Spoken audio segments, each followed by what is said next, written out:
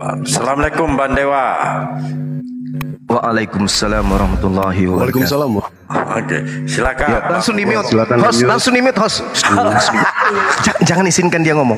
Jangan berisik dulu. Jangan berisik dulu sebentar ya. Jangan berisik dulu. Daripada Waduh. disantet nanti sama Dewa. Bentar. Tadi Dewa mendengar kabar Bang dari apa? Dari Juan Pila. Katanya di ruangan Pak Dalbo ada Pak Gugum. Baik Pak Gugum, silakan berapa kali Pak Gugum dipersilakan sama Dewa untuk naik ke Komal Dewa untuk menanyakan mengenai soal Islam, apapun itu semua sudah terjawab dengan baik sama Dewa. Dan Alhamdulillah. Masya Allah. Luar biasa. Pak Gugum, apalagi yang meragukan di dalam Islam? Silakan. Ingat, kita memandang kebenaran agama, jangan lihat oknumnya, tapi lihat kitab sucinya. Kitab suci sebagai gambaran kebenaran sebuah agama, bukan pelakunya. Kalau pelaku, maka tidak ada kitab di atas muka bumi ini yang benar. Silakan. Silakan Bang Gugum. Bang Gugum. Silakan. Ya baik. Ya oke. Ya yang saya pahami ya beberapa yang saya belum pahami terutama di dalam hari akhir itu atau hari penghakiman ini. Jadi intinya tidak ada syafaat yang seperti yang Pak Juma tadi bilang untuk Nabi Isa berikan. Tetapi sebagian dari umat mereka juga berhak memasuki surganya yang di surga gitu. Nah pemahaman Suara Pak yang Gugum kecil, Pak. Suaranya kecil banget, Pak. ya artinya ya literasi atau kitab atau keterangan masalah hari akhir memang itu kan gaib. Narasi atau keterangan yang ada di kami itu hanya sedikit masalah hari penghakiman. Tidak seperti Bang Zuma yang tadi jabarkan secara detail bahwa ada step-step tertentu sampai orang tersebut berhak memasuki surga atau neraka. Nah hal-hal inilah yang membuat saya bertanya. Informasi ini ya berharga bagi saya gitu. Artinya keselarasan dan keadilan memang diterapkan juga di hari akhir. Artinya amal pun sedikit masih ada ada hak untuk memasuki surga. Pemahaman ini yang saya pahami dari beberapa senior atau ketua-ketua kami itu tidak sedetail apa yang diucapkan atau diterangkan oleh Bang Juma. Beberapa dari rekan kami juga menanyakan untuk hal itu. Saya hanya mewakili untuk kesepakatan bahwa ini bisa dijelaskan secara rinci. Cuman perinciannya ini yang saya tidak bisa jelaskan secara komprehensif atau secara logika pikir untuk menerima kebenaran. Ya intinya begitu ya Bang Juma, terima kasih. Bang Jawa, terima kasih. Edukasi, informasi, literasi yang memang disampaikan dari Quran itu sangat bermanfaat bagi kami. Saya dalam hal ini dari beberapa bulan ini mencari keterangan dari berbagai sumber, bukan untuk membanding-bandingkan, tidak, tetapi dari beberapa segi keilmuan yang memang yang namanya keyakinan itu harus iya dan amin. Artinya ya saya sih sebenarnya malu ya karena sering banyak bertanya, tapi mohon maaf aja karena ketidaktahuan lebih baik saya bertanya daripada saya menafsirkan atau membawa pendapat sendiri. Karena saya di sini ya harus yakin dan valid dulu dengan informasi yang ada di pihak muslim. Jauh ini saya sangat meyakini apa yang dikatakan oleh Bang Juma. Mungkin begitu dulu Pak. Terima kasih informasi dan edukasinya sangat berguna bagi saya. Terima kasih. Oke. Saya boleh bertanya nggak satu hal ringan buat saudara, untuk saudara, boleh nggak, Bang Gugum? Iya Pak. Orang tua masih hidup? Sudah tidak ada. Saudara rindu sama mereka.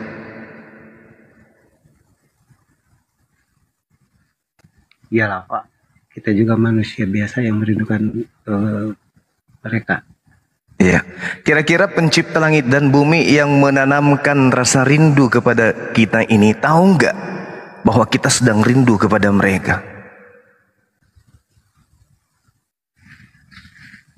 Pasti tahu.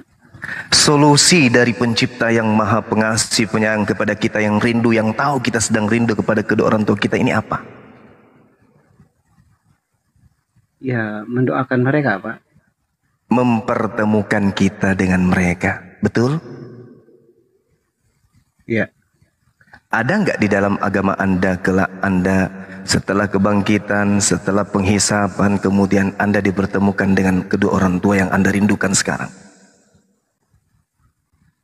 Ya, seperti tapi tadi saya jelas kasih informasi itu perlu penafsiran, dan tafsirnya itu bisa berbeda-beda. Tapi yang jelasnya ya tidak ada lah gitu. Tidak ada. Sekejam itukah pencipta langit dan bumi ini?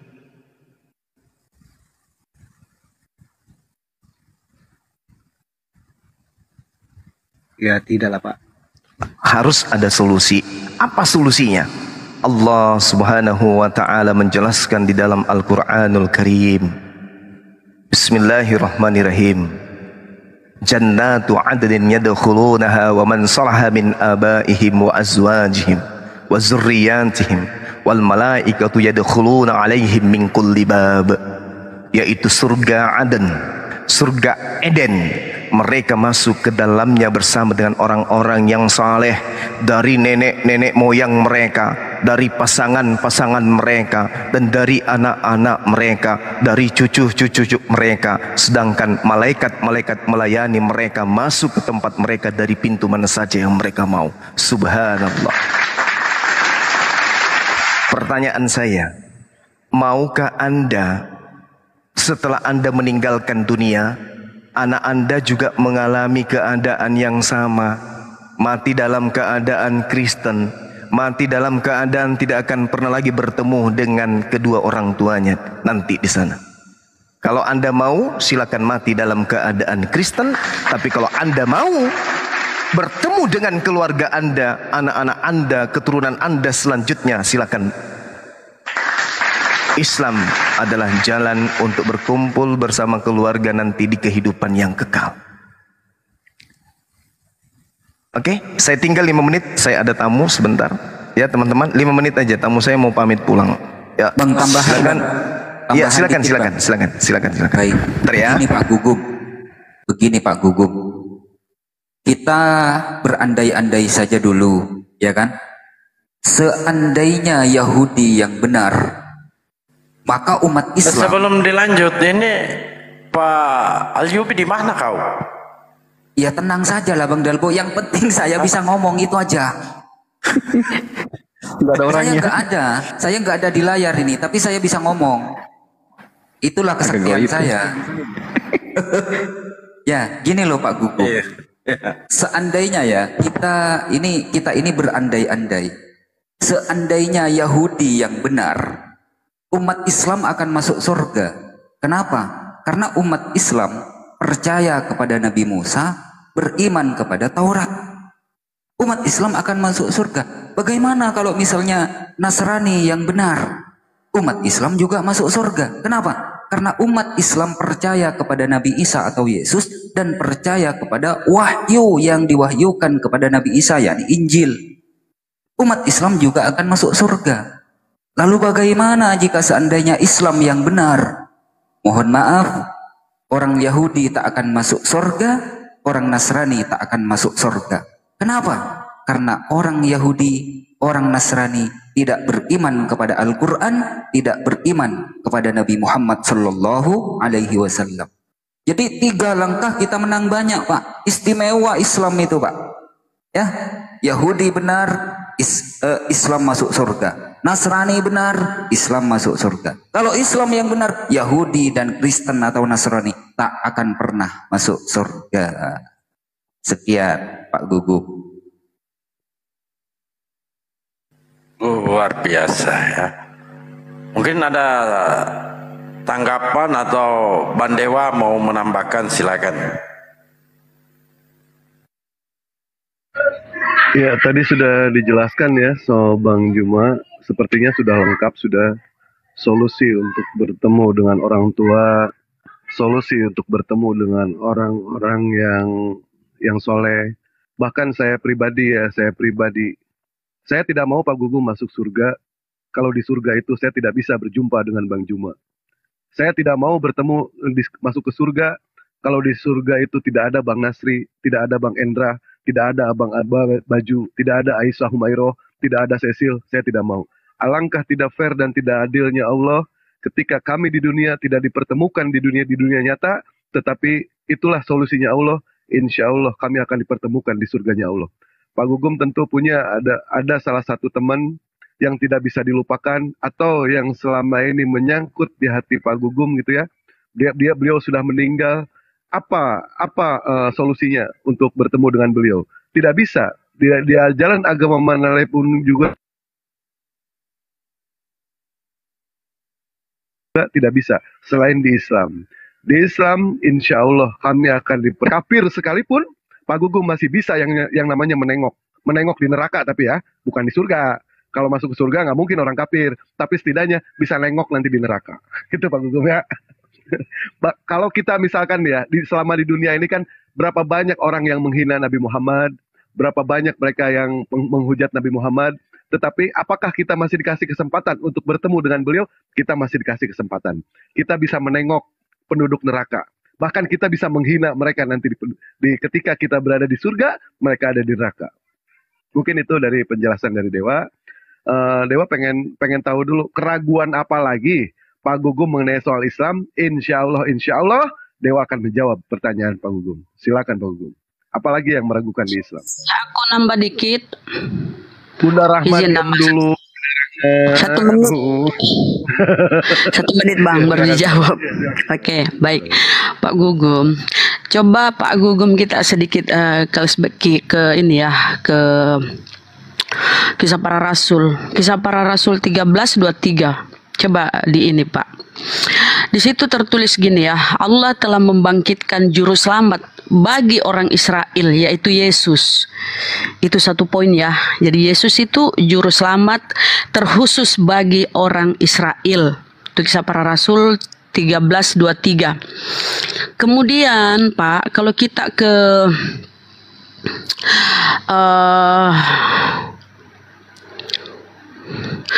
Matius 15:24 ya. Aku diutus hanya kepada domba-domba yang hilang dari umat Israel. Israel lagi di situ Pak ya. Aku hanya menekankan di sini tentang Yesus ini diperuntukkan untuk siapa. Kemudian aku ke mana lagi? Matius 10:5 ya, Matius 10:5. Yesus mengutus murid-muridnya lalu berpesan, janganlah kamu menyimpang kepada jalan bangsa lain atau masuk ke dalam kota orang Samaria, melainkan pergilah kepada domba-domba yang hilang dari umat Israel. Israel lagi di situ Pak ya.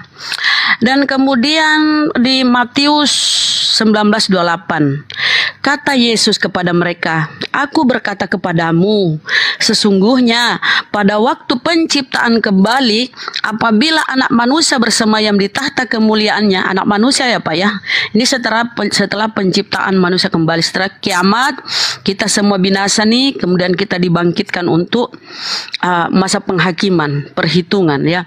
Apabila anak manusia bersemayam di tahta kemuliaannya, kamu yang telah mengikut aku, ini yang 12 murid ini ya, akan duduk juga di atas 12 tahta untuk menghakimi ke-12 suku Israel. Israel lagi Pak di sini ya, Israel lagi. Kemudian di Wahyu 7:4 ya.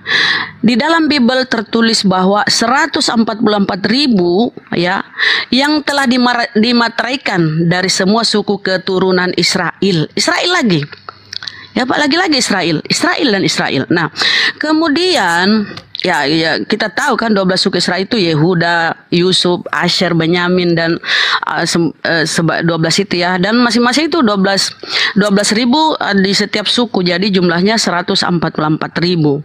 Kemudian di tembok-tembok besar yang maha tinggi itu ya Pak, taruhlah itu gerbangnya ya. Itu di mana lagi, di Wahyu. Dikit lagi ya teman-teman. Wahyu 21:12. Dan temboknya besar lagi tinggi dan pintu gerbangnya 12 buah. Dan di atas pintu-pintu gerbang itu ada 12 malaikat dan di atasnya tertulis nama ke-12 suku Israel. Israel lagi. Di sebelah timur terdapat pintu gerbang, di sebelah utara 3 pintu gerbang, sebelah selatan 3 pintu gerbang, di sebelah barat 3 pintu gerbang. 12 jumlahnya semuanya, dan itu tergenapi dengan 12 suku Israel. Lagi-lagi Israel Pak. Nah, di mana tempatnya para anda ini yang ya suku Batak, suku Manado, suku Makassar, suku-suku yang atau orang Amerika, orang ya di luar suku Israel nggak ada tempat Pak itu kalau kita baca penuturan di Bible Anda. Ya, jadi itu aja penyampaian saya ya Pak. Penekanannya itu pada hari akhir di Wahyu ini ya, pintu-pintu gerbang ini hanya diperuntukkan untuk ke-12 suku Israel, dan Yesus akan duduk di tahta kemuliaan itu untuk menghakimi ke-12 suku Israel. Lagi-lagi Israel Pak, itu aja ya Pak, semoga bisa disimak dengan baik Pak. Silakan dijawab pertanyaan saudara saya Bang Dewa. Lanjut. Oh iya, Bang Dalpo bisa mantau saya nggak ini Bang Dalpo? Saya ada nggak di situ? Nggak ada. Hah? Hanya suaranya Bang. Saya di belakang Bang Zuma ini, dempet gendong Bang Zuma. Tak gendong.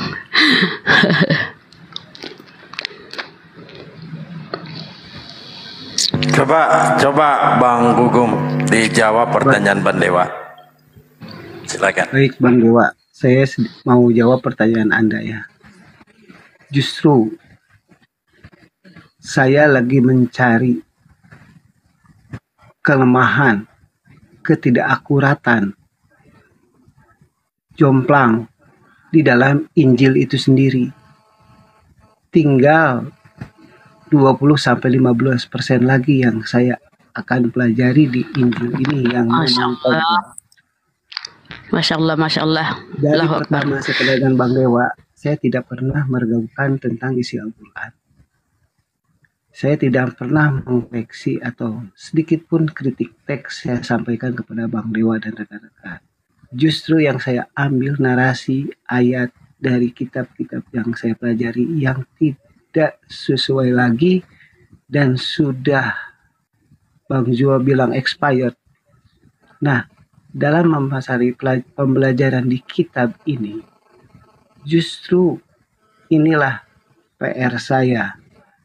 Tidak bisa saya mematahkan semua ternyata, karena di sini juga mengandung kebenaran, mengandung satu filosofi dalam kehidupan beragama. Tapi kelemahan dari Injil, meskipun Injil apokrif sekalipun, itu tidak mencantumkan beberapa nilai kehidupan di dalam bermasyarakat. Kalau di Muslim itu bilangnya hablum minanas, hablum minallah. Jadi inilah sebenarnya Bang Dewa yang mesti saya sampaikan.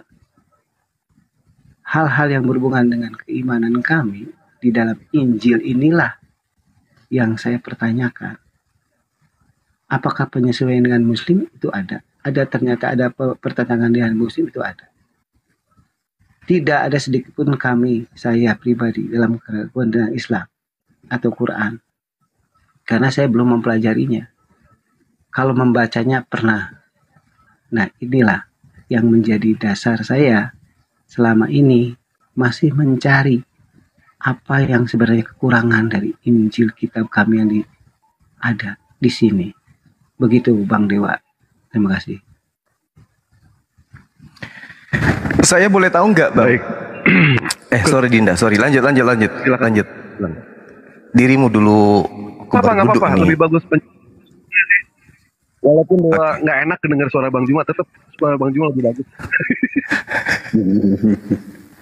Alah, Tuhan.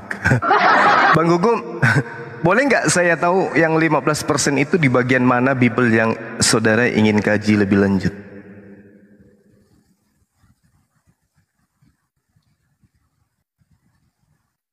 Ya, saya sebenarnya ini sudah belum semuanya saya karena saya selalu kalau bicara itu atau menumbuhkan narasi itu dengan data yang valid ya Bang Juma. Saya di sini takutnya adanya terjadi hujatan atau penghujatan, jadi saya juga harus membawakannya dengan bahasa yang bagus. Karena saya mau seolah-olah karena di sini memang banyak orang. Jadi saya takutnya salah tafsir, saya takut disangka menghujat. Makanya dari 15 ini kita sharing aja, Bang. Ambil satu-satu. Gitu. Contoh ya, maaf ini ya contoh. Saya meyakini bahwa firman Tuhan itu ada dan itu benar. Bahwa Yesus sama Masia itu tidak mempunyai seorang Bapa. Nah, pengertian dari firman atau kehendak atau perintah melalui Roh Kudus itu memang ada dan memang terjadi. Saya pernah diskusi dengan pihak Muslim, itu tidak benar. Bahkan saya dihujat atas informasi yang saya sampaikan tersebut. Saya tidak mau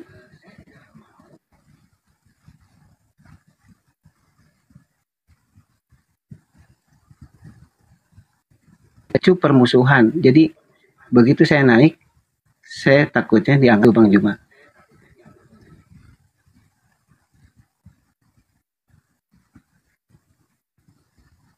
Ini suaranya putus atau mix dewa yang hilang ini? Putus suaranya. Putus Bang, putus. Suaranya putus-putus. Udah kecil, putus-putus pula Pak Gugum. Dibesarin suaranya Pak Gugum. Maklum di sini. Sebentar Pak. Bang Gugum putus-putus. Kuping lu yang hilang.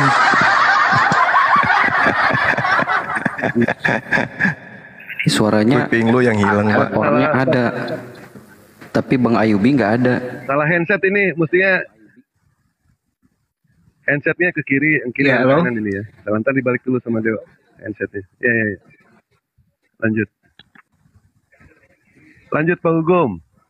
Apa yang 15% itu meragukan di dalam Islam? Silakan tanggapi pernyataan dari Bang Juma. Silakan.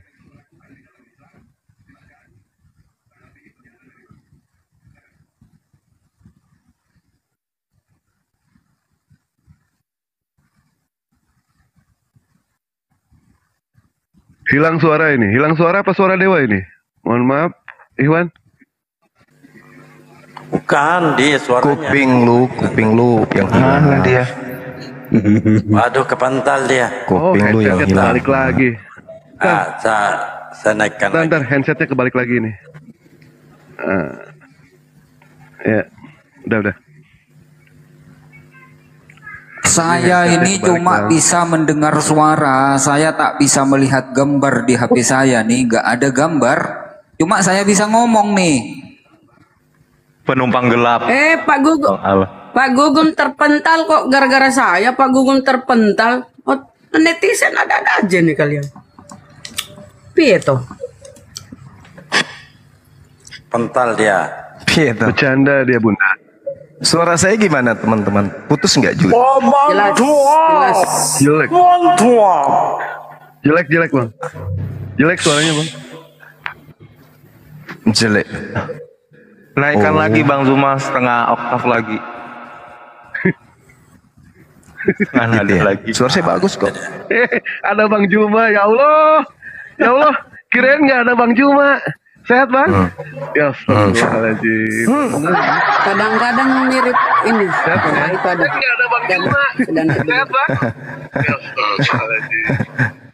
Allahu Akbar. Jadi saudara Gugum, kalau berbicara mengenai Yesus dan Roh Kudus, sebenarnya itu adalah sesuatu yang tidak murni keliru. Kelirunya hanya terdapat kepada konsep di mana Roh Kudus itu dianggap sebagai pribadi Tuhan. Kelirunya itu di situ.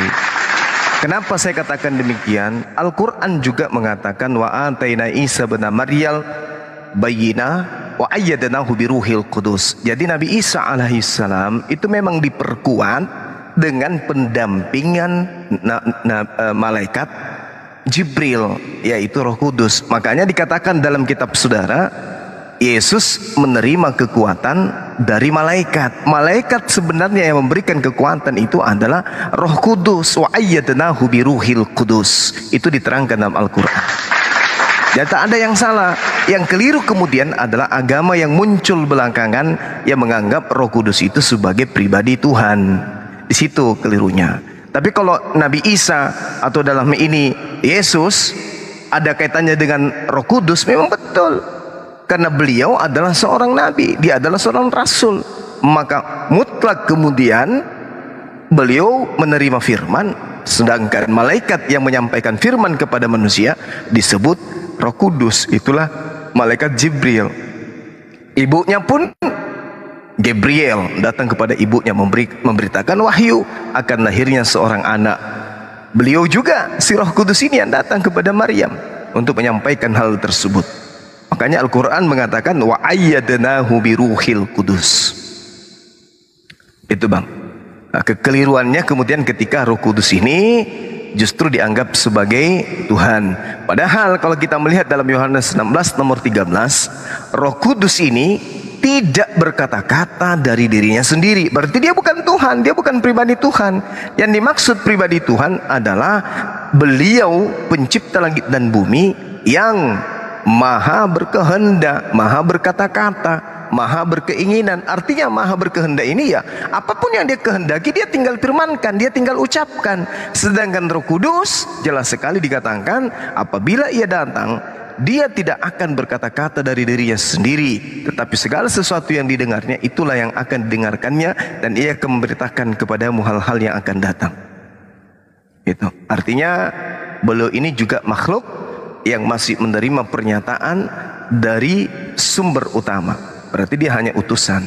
Inilah yang kami sebut Roh Kudus yang datang kepada roh kebenaran, sehingga roh kebenaran pun tidak akan mengucapkan kalimat apapun, kata apapun selain daripada apa yang didengarkan dari Roh Kudus ini. Roh Kudus pun demikian, tidak melakukan ucapan sedikit pun tanpa ada instruksi dari pencipta langit dan bumi.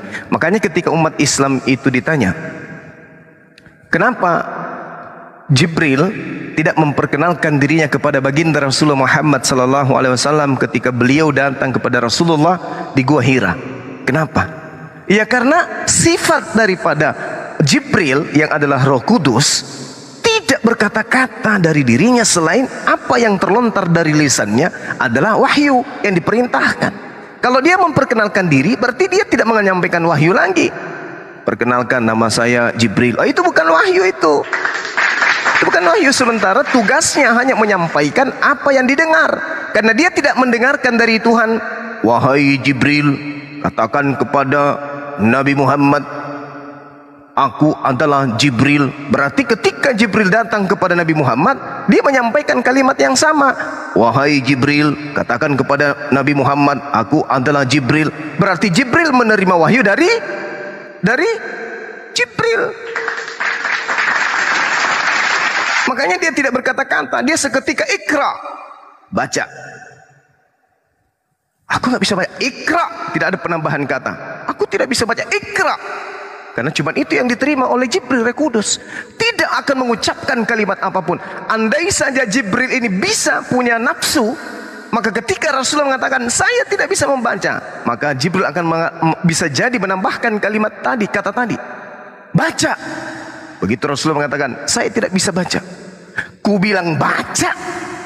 Nah, ada penambahan kata. Kenapa? Karena syahwat, ada nafsu, ada kehendak bebas. Itulah yang terjadi dengan kitab saudara. Ditulis Lukas, hasil penyelidikannya tinta merah ucapan Yesus, tinta hitam nafsu. Markus, Yohanes dan seterusnya melakukan penelitian. Yesus berkata, tinta merah, tinta hitam pengantar nafsu.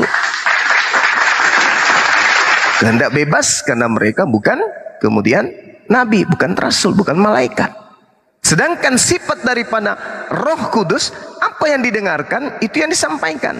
Maka karena yang didengarkan kemudian Allah ikra, maka yang disampaikan ikra. Bismi rabbikal ladzi khalaq, maka yang disampaikan ucapan itu, gak ada tambah-tambah. Makanya dikatakan dalam Ulangan 18:18, aku akan menaruh firmanku di mulutnya. Berarti yang disimpan di mulutnya Nabi yang sama seperti Musa bukan firman Jibril, bukan firmannya Roh Kudus, tetapi firman yang berasal dari Tuhan lah yang disimpan di dalam mulutnya baginda Rasulullah Muhammad SAW. Maka mutlak harus ucapan-ucapan Rasulullah ketika dirangkum, maka rangkuman ini menjadi sebuah kitab yang mutlak absolut disebut suci karena tidak ada campur tangan perkataan Rasulullah. Begitu juga harusnya kitab Injil, kitab yang diajarkan oleh Yesus, ketetapan-ketetapan diucapkan oleh Yesus. Aku tidak berkata-kata dari diriku sendiri. Apa yang aku katakan adalah apa yang diperintahkan oleh Bapa untuk aku katakan dan aku ucapkan. Yohanes 12:49. Bagaimana kedudukan ucapan Yesus tersebut? Ucapan Yesus itu pun muatannya hanya hadis. Itu bukan firman Tuhan itu yang diucapkan Yesus. Yohanes 12:49. Aku tidak berkata-kata dari diriku sendiri.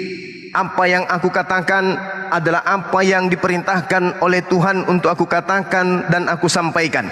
Ucapan Yesus ini bukan firman Tuhan.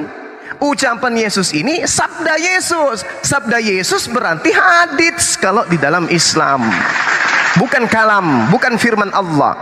Yang disebut firman Allah adalah ketika Yesus mengatakan dalam Yohanes 17:8, segala firman yang engkau sampaikan kepadaku telah aku sampaikan kepada mereka dan mereka percaya bahwa engkaulah yang telah mengutus aku. Nah, segala firman yang Yesus ucapkan di tengah-tengah Bani Israel yang dia terima dari Tuhan, firman itulah yang disebut kalamullah. Pertanyaannya sekarang adalah Yohanes 17:8, apakah itu firman Tuhan? Bukan. Itu sabda. Sama dengan Yohanes 12 nomor 49. Yohanes yang tadi 17:8 itu sabda Yesus. Apa itu sabda? Penjelasan Yesus terhadap firman. Segala firman yang engkau berikan kepadaku telah aku sampaikan kepada mereka. Ini bukan firman Tuhan, tapi sabda seorang nabi, utusan Tuhan yang sedang menjelaskan kemudian apa yang menjadi tugasnya kepada Bani Israel. Nah, pertanyaannya, mana firman Tuhan yang disampaikan Yesus itu? Yang kata Yesus tidak ditambahkan, tidak dikurangi. Kita cari mana? Ada enggak? Sedangkan di dalam Markus 1 nomor 14 Yesus berkata, di situ diterangkan oleh hasil penyelidikan Markus bahwa Yesus setelah Yohanes ditangkap di penjara, Yesus datang ke Galilea memberitakan Injil Allah. Nah, mana Injil Allah itu? Injil Allah berarti murni 100% kalam Allah. Mana dia? Tak ada. Loh, Injil Allah itu ini Bang Suma, Injil Allah itu maksudnya kabar gembira. Iya, justru itu, mana kabar gembira dari Allah? Yang Yesus tidak tambah, yang Yesus tidak kurangi. Karena di dalam Kisah Para Rasul 8 nomor 35, Filipus pun kemudian menyampaikan firman yang Yesus sampaikan. Makanya dikatakan Filipus memberitakan Injil Yesus. Nah, mana Injil Yesus? Injil Yesus artinya ucapan-ucapan Tuhan yang disampaikan dari lisannya Yesus. Mana itu? Tak ada. Tak ada. Jadi yang muncul kemudian Lukas, Markus, Matius, Yohanes, apakah itu Injil? Bukan. Itu bukan Injil. Itu adalah rangkuman cerita hasil penyelidikan orang-orang terdahulu terkait tentang Yesus dan ajarannya. Jadi mereka ini adalah penyimak, mereka ini adalah penonton, di mana dia menyaksikan Yesus sedang memberitakan Injil Tuhan. Yang mereka tuliskan ini bukan Injil, yang mereka tuliskan ini Bibles atau Nats. Nats artinya berita-berita yang mereka kumpulkan menceritakan tentang Yesus yang mereka lihat berdasarkan kesaksian atau berdasarkan cerita. Mereka kumpulkan kemudian menceritakan tentang sosok Nabi yang datang kepada Bani Israel yang membawa pengajaran. Jadi kitab Anda bukan firman Tuhan. Kitab Anda itu adalah rangkaian karya, mungkin dikatakan karya ilmiah atau apa, terserah. yang menceritakan tentang Yesus dan Injilnya. Makanya Bung, tidak ada kemudian di dalam kitabnya orang Kristen abad pertama, kedua, ketiga, keempat, kelima, setelah selain di Indonesia yang menyebut kitab mereka sebagai Injil. Tidak ada. Cuman di Indonesia yang menyebut kitabnya mereka dengan Injil. Kenapa? Karena meniru Al-Quran. Nah, nanti kalau dikatakan, oh, bukankah Injil itu artinya Evangelion? Iya, setelah Anda menerjemahkan. Tapi yang mengajarkan kalian menyebut Injil, Al-Quran yang mengajarkan kalian menyebut itu. Al-Quran yang mengajarkan kalian menyebut Injil. Tidak ada kata Injil di luar Al-Quran. Sebelum adanya Al-Quran, tak ada. Yang ada apa? Biblika. Apalagi Biblos, itu yang ada. Nanti di Indonesia baru pandai-pandaian mengambil kata Injil dari Al-Quran, lantas mengambil dua kata Evangelion. Apa itu? Kabar gembira. Padahal Injil dalam asli bahasanya bukan artinya kabar gembira. Bukan artinya kabar gembira. Tetapi itu adalah bahasa Arab yang kemudian mungkin disadur dari bahasa Yunani menurut kalian. Tetapi tidak, itu adalah isim alam yang memang sudah merupakan nama sebuah pengajaran. Sama seperti Suma. Suma tak punya arti, tapi itu adalah nama yang dinisbahkan kepada anak yang ganteng yang ada di Makassar, diberi nama Suma. Tidak ada artinya. Tidak ada artinya. Karena itu adalah penamaan. Seperti itu adanya. Sekira gitu Bung, Saudara Gugun, silakan. Ya, sepakat Bang Juma. Karena saya juga memang tidak mengimani atau tidak mengambil satu atau tidak percaya satupun dengan kitab-kitab kanonik ya, yang 4 Injil itu. Kalau saya mengimani itu, saya udah gak Kristen, karena saya tidak merasa Kristen, karena saya tidak mengimani hal tersebut. Jadi bagi saya memang saya sepakat dengan Bang Juma. Itu adalah notes, ada catatan. Nah, yang saya pelajari adalah ini Injil yang dianggap apokrif. Pertanyaan Bang Juma itu yang saya pahami, itu semuanya tercantum di dalam Injil-Injil apokrif, ya. Belakangan kemudian ditemukanlah Injil Thomas. Nah, disitulah banyak pertanyaan yang memang saya harus sampaikan. Karena kalau mengacu kepada Injil kanonik, itu semuanya bertabrakan. Dan itu semuanya dongeng. Saya yakin itu. Tapi kalau yang dimaksud Injil bagi kami itu adalah Injil-Injil yang dianggap apokrif mereka. 12 murid Yesus Hamasiah itu menerima wahyuan itu dari rantai informasi langsung dari beliau.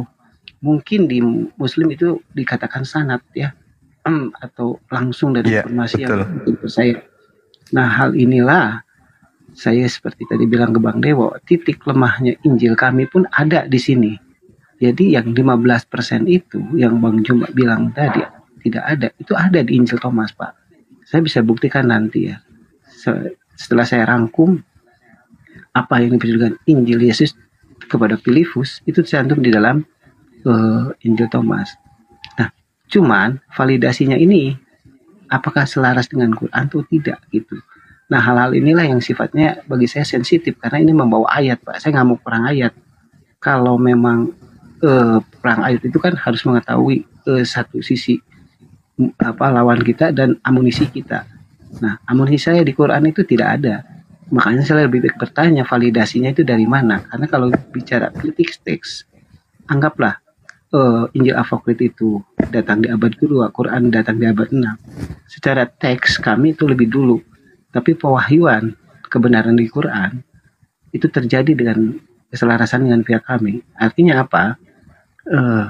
Seperti Bang Juma dan Bang Dewa telah jelaskan dulu bahwa keumian seorang Nabi Muhammad itu tidak mungkin dia membaca atau bermain ke Yerusalem yang begitu jauh dari Mekah. Itu yakin saya 100% dapat wahyuan malaikat kepada beliau. Nah, hal-hal inilah yang saya akan mengungkapkan nanti, yang 15% itu Bang Juma. Terlepas dari hal itu, edukasi ini saya terima kasih kepada Bang Dewa, Bang Juma, dan kepada rekan-rekan lain yang memang support kepada kami sebagai umat minoritas untuk mempelajari lebih dalam tentang Injil ini. Memang tidak bisa saya utarakan semua karena saya juga dengan keterbatasan waktu dan malu lah sering bertanya. Lebih baik saya sedikit-sedikit, tapi hal itu menjadi yang terbaik bagi kami. Begitu Bang Juma. Iya, kalau boleh tahu saudara ini di sekte mana rupanya?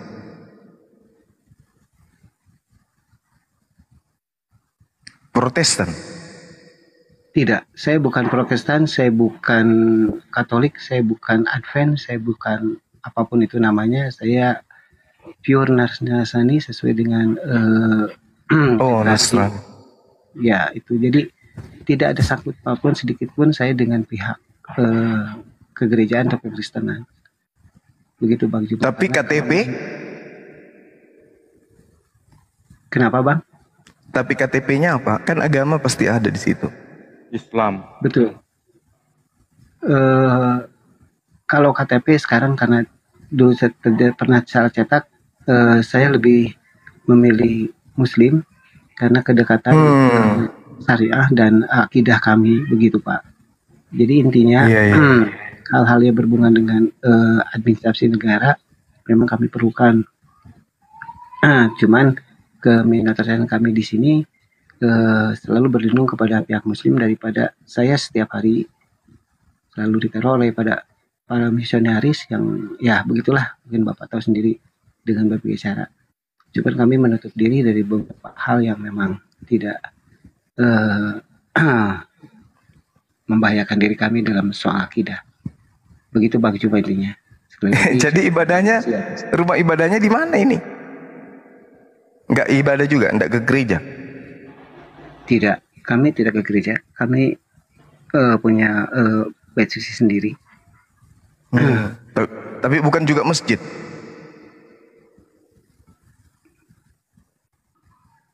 Kenapa Bang? Bukan masjid juga.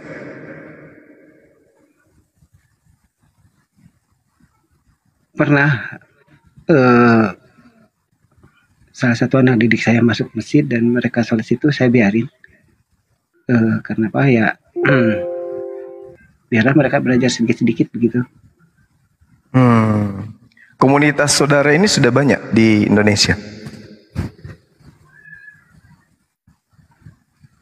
Saya belum bisa ungkapkan Pak, karena ya. Oh iya, privasi. Begitu Pak. Iya, sip. Oke, ya selama ini Anda belajar Quran juga, enggak? Sempat belajar Al-Quran? Iya, saya mempelajari dari, memang kitabnya kami belum punya, saya lihat dari Google aja. Karena sesuatu itu ya lebih mudah mungkin ya. Karena panduan guru kami belum ada, ya hal-hal yang berhubungan itulah yang saya pertanyakan. Untuk sudah bisa baca Quran berarti? Sedikit. Ya. Berarti kitabnya Barnabas, kitab Thomas, kayak gitu-gitu ya? Betul, Maryam. Filipus ada? Ada. Filipus juga. Kitabnya Filipus memang ada? Kenapa?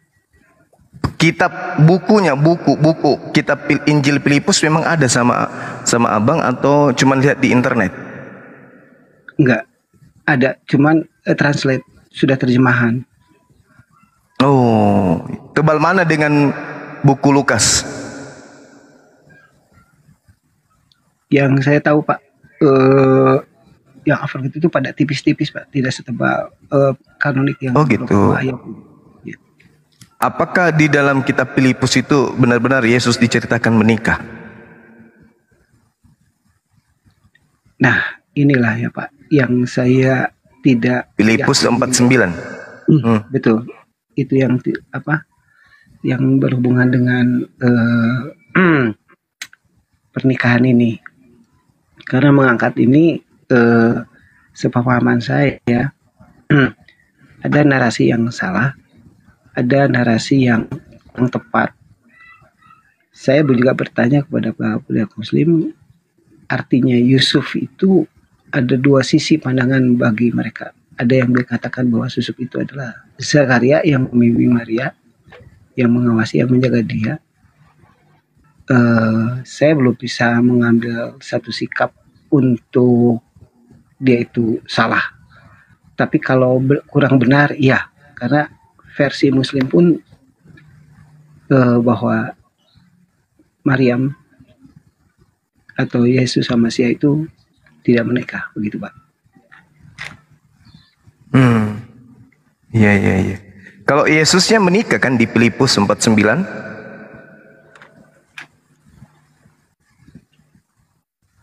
Iya, kalau narasinya begitu Pak.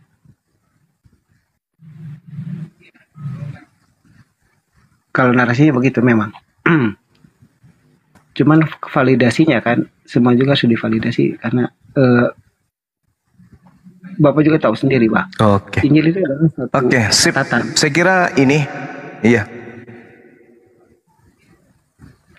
Ya, terima Oke. kasih atas. Ada keinginan nggak informasinya. untuk suatu saat nanti? Ada satu lagi Bang. Ada keinginan nggak suatu saat nanti akan menjadi pengikut Nabi Muhammad SAW? Iya Pak. Karena saya seperti bilang tadi ke Bang Dewa bahwa disinilah letaknya kelemahan-kelemahan Injil kami gitu. Yang saya tidak mengkritik atau menanyakan satu perang ayat dengan Muslim karena konferensif dari syariatnya sih begitu komplit. Kalau di kami tidak. Jadi titik lemahnya ini yang saya tadi jelaskan 15% lagi yang harus saya tanyakan, tapi mungkin dalam tidak waktu yang singkat karena jujur aja saya malu terlalu banyak menanya. Begitu. Oke, baik Saudara Gugun. Nanti lain kali kita diskusi lagi ya. Thank you. Baik, izin Silakan izin teman-teman yang bertanya lain. sedikit. Saya izin sedikit. Iya, silakan. Katakan mantan misionaris. Mereka berkata gini loh. Ya, mantan misionaris ini ya yang sekarang mualaf kan, udah mualaf dan sekarang giat untuk menyampaikan apa tuh dibalik para misi misionaris. Nah, inilah katanya sekarang ini mereka menggiatkan KTP-nya Islam. Ya, di luarnya Islam, tapi isi di dalamnya akidahnya itu kepada Kristen. Akidahnya menuhankan Yesus. Nah, inilah contoh-contoh ya. Betul kata misionaris itu ya. Sudah dia membongkar. Mereka sekarang menggiatkan yang begini ini. KTP luar mereka ini tampilan luarnya Islam, tapi isinya akidahnya Kristen. Ya betul kata saudara kita itu yang mualaf ya. Dia membongkar semua bagaimana pemurtadan. Ternyata betul ya teman-teman. Jadi hati-hati ya. KTP-nya itu Islam, tapi isi di dalamnya itu Kristen atau lebih kepada ya mentuhankan anak manusia ini. Tapi semoga ya Pak Gugun ke depannya kembali tersadarkan. Sudah menyimakkan penuturan guru kami Bang Zuma dan Bang Dewa dan semuanya kan nyimak-nyimak dialog-dialog. Toh kabur gitu. Begitu sekarang misi mereka, saudara-saudara ya. Hati-hati sekarang.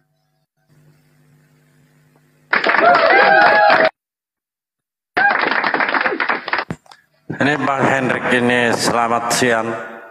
Bang Henry. Assalamualaikum, saya Muslim Bang Dalgo. Oke. Juga. Kalau turun nggak apa-apa Bang Dalmo. Ya. Ya teman-teman Kristen yang di bawah silakan naik. Ya lanjut Bang Dewa. Beliau seorang mualaf Pak Henry. Bang Henry ini seorang mualaf. Oh iya. Tadi sih banyak yang mesti ditanggapi juga ya sama Dewa ya mengenai soal pernyataan dia yang mengatakan Injil itu lemah. Bukan lemah, Injil itu sempurna. Apakah yang namanya Taurat itu sempurna? Sempurna, tetapi kesempurnaannya hanya untuk orang-orang tertentu. Taurat untuk pengikutnya Nabi Musa alaihissalam Bani Israel, dan sementara kelengkapan Injil itu hanya diperuntukkan untuk orang-orang Nasrani. Semua kitab suci itu sempurna. Tetapi yang lebih sempurna lagi untuk seluruh umat manusia itu adalah Al-Quran Nur Karim. Begitu. Dan terus tadi dia bilang juga Injil itu pertama kali datang, sementara Al-Quran belakangan. Itu kan prosesnya kan seperti itu. Hidup proses, semua pun butuh proses. Kalau misalkan toh tidak butuh proses, tentu Bang Juma punya seorang anak, Bang Juma. Bang Juma punya anak ya, Bang? Ya punya lah. Oh punya, iya. Kenapa nggak langsung kuliah saja anaknya? Kenapa harus masuk SD dulu?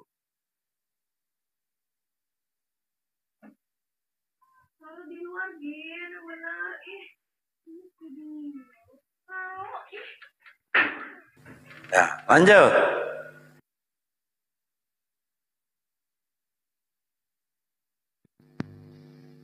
Mana dia kabur? Bang Dewa lanjut.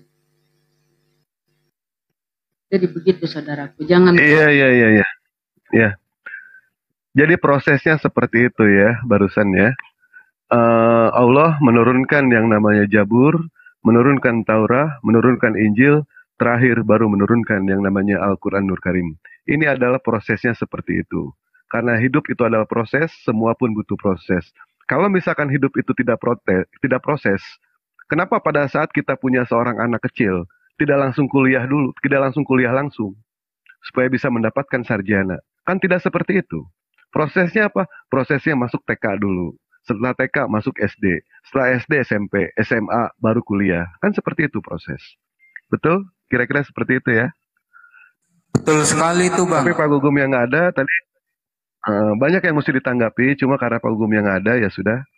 Nanti saja kalau beliau muncul lagi. Ya silakan lanjut. Betul sekali tuh Bang. Manusia berproses, ya kan? Termasuk Yesus, kata pendeta Esra Soro tuh sekolah dari SD dulu, SMP, SMA, lalu ke perguruan tinggi. Kata pendeta Esra Soro juga seperti itu. Yesus juga berproses. Iya betul. Cuma sayangnya Taurat itu hanya lulusan TK. Sementara Injil SD aja tidak lulus. Kenapa?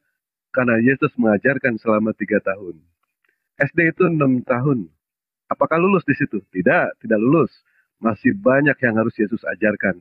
Maka dari itulah Yesus meminta kepada Bapa untuk mengirim utusan yang lain, yaitu baginda Rasulullah SAW. TK lulus, SD lulus, SMP lulus, SMA lulus, sampai semuanya sarjana. Ya kan? Pengajaran Nabi Muhammad selama 22 tahun, 2 bulan, 22 hari, semua lulus, semua lengkap, dan semua umat muslim alhamdulillah cerdas semuanya. Gitu.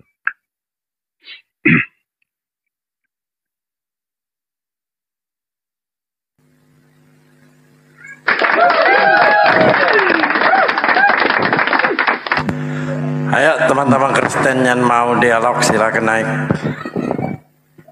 Di bawah itu banyak yang heran Bang Dalbu. Teman-teman di bawah itu nggak tahu kalau Romo ini dengan TikTok adalah satu. Jadi terserah Romo ini mau di kotak berapa ya terserah Romo. Ini kebenaran naik. Pindah aja kerjanya.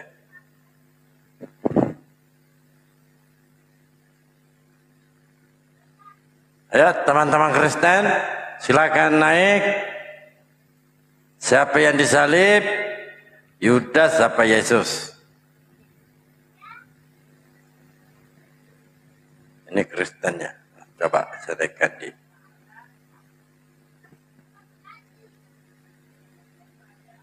Orang saya nggak ada ilmu, bre. Dia sering di sini. Ayo teman-teman Kristen, silakan naik. Waduh, siapa yang disalib? Yudas apa Yesus? Ini Kristennya. Coba. Kok delay? Ya, Skar.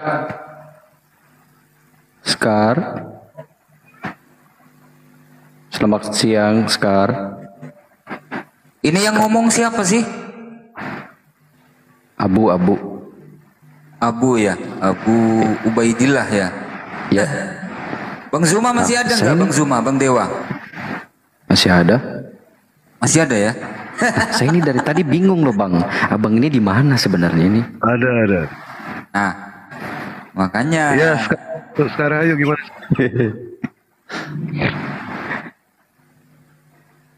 Ya Bang saja Bang Dalbo. Jadi berhala. Bang Dalbo diturunkan saja ini, biasa mereport ini. Iya bahaya. Diturunkan saja. Nggak jelas.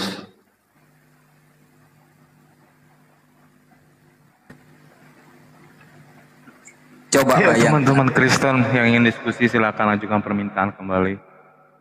Coba bayangkan, kalau Romo pakai ilmu seperti ini, ada nggak yang bisa ngerepot Romo ini? Ada nggak? hostnya. Nggak terpantau sama hostnya. Ada nggak Bang Dalbo, Romo di situ? Ada. Oh ada ya. Ngutil tempat satu nih Romo nih. Sepertinya duduk menyamping Romo. Mana nih OT-nya ya? Gendong Bang Zuma. Kalau Bang Zuma terpental, suara Romo pasti hilang ini. Ayo kawan-kawan Kristen silakan naik. Naik.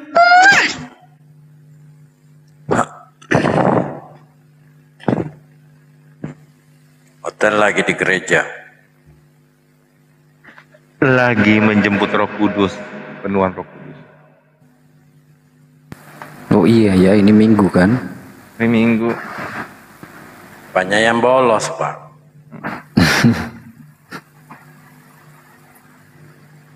Lagi sedang melaksanakan pelanggaran perintah Tuhan.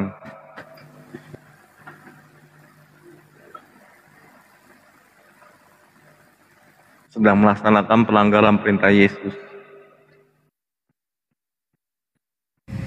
Loh ini Minggu tapi kok banyak oten yang komen di VT ku ya tadi pagi. Pada bolos nih Bang. Itu yang komen Roh Kudusnya. Waduh. Tapi komennya kayak so tahu gitu.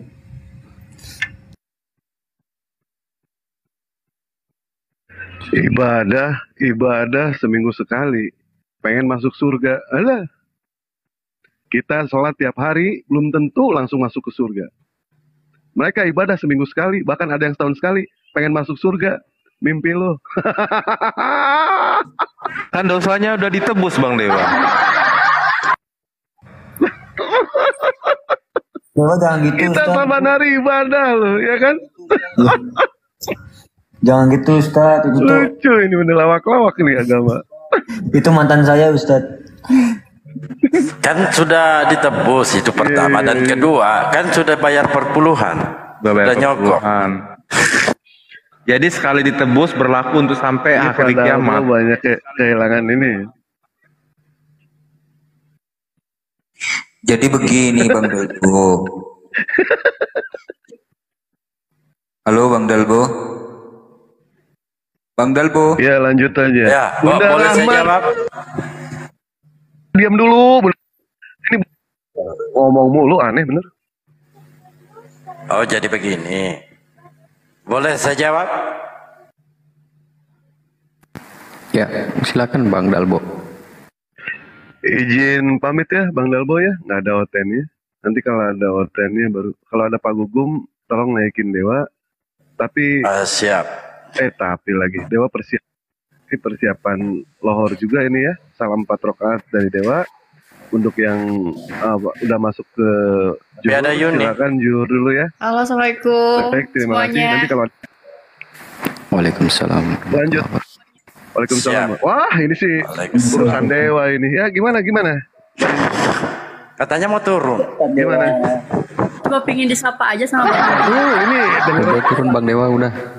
Udah turun Bang Dewa. Kenapa pengen sama Bang Juma? Kenapa nggak sama Mahadewa saja? Turun ke Bang Dewa, turun. Sama Bang Dewa juga pingin disapa dong biar bisa tidur dengan nyenyak. Alhamdulillah. Ya gimana? Dead lagi. Gimana? Pingin disapa Bang Dewa, Bang Juma, tolong dong Oh, iya. sebutin gitu. Oh iya Mbak Yuni, Dewa Sapa. Bang Juma lagi ini ya, lagi ada tamu. Tamunya lagi apa sih? Ada mau keluar dari nggak usah cerita lah Dewa lah, nggak enak. Ceritanya silakan Mbak Yuni. Dia cuma mau gitu aja, dipingin disapa aja. Saya Oh muslim gitu aja, loh. bukan gini aja, bukan? Iya, iya, Bisa, iya. bisa. Siap, siap. Ketawanya kok ketawanya gitu? Ada yang mau disampaikan? Pesannya Ada yang mau disampaikan, Mbak Yuni? ada banyak. Pesan terakhir ya? Baik, silakan. Jangan silakan. dong. Pesannya semangat terus buat semuanya. Semoga apa yang telah diperjuangkan mendapatkan hasil yang baik buat kita semua. Mudah-mudahan Islam selalu terdepan. Amin. Gitu aja. Amin. Itu aja. Amin. Oh, bukan janda yang terdepan ya, Islam ya. Itu kesukaan Bang Dewa. Baik, Mbak Yuni, terima kasih banyak. Ya. Terima kasih ya Mbak Yuni semuanya. sudah menikah? Sudah menikah? Maunya udah atau belum? Ayo. Iya, orang ditanya. Bang Dalbo. Kick aja Bang Dewa nih Bang Dalbo. Bikin rusuh dia nih.